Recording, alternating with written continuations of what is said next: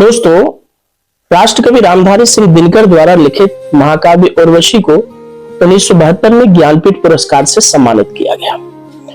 दोस्तों, इस महाकाव्य के अंदर स्वर्गलोक की अप्सरा उर्वशी और वैदिक कालीन राजा पुरुरवा के प्रेम प्रसंग की कहानी है।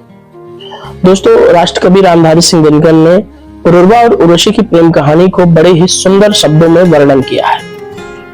उस कहानी का जो सारांश है वो ये है कि स्वर्गलोक की अप्सरा उर्वशी जब पृथ्वी लोक पर आती है और वहां पर उसे राजा पुरुरवा के बाहुबल और शौर्य से प्रेम हो जाता है।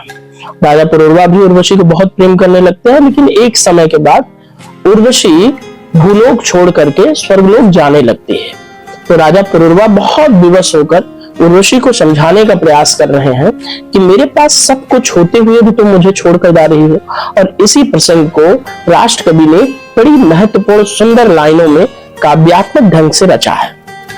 इन लाइनों को सुनिएगा, मैं थोड़ा सा सुनाने का प्रयास करूंगा कि मर्त्य मानव के विजय का तुर्य हूं मैं। ये बात राजा पुरुरवा उर्वशी से कहते हैं, अपने बारे में बताते हैं कि आखिर मुझ में कमी क्या है। तो राजा पुरुरवा उर्वशी से कहते हैं कि मर्त्य मानव के विजय का तुर्य हूं मैं, उर्वशी अपने समय का सूर्य हूं मैं। अंधतम के भाल पर पावक जलाता हूं, बादलों के शीश पर संदन चलाता हूं, पर न जाने बात क्या है।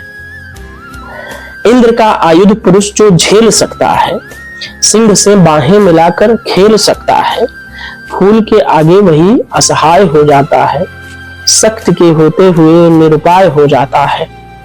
विद्ध हो जाता सहज बंकिम नयन के बाण से, जीत लेती रूप सी नारी उसे मुस्कान से।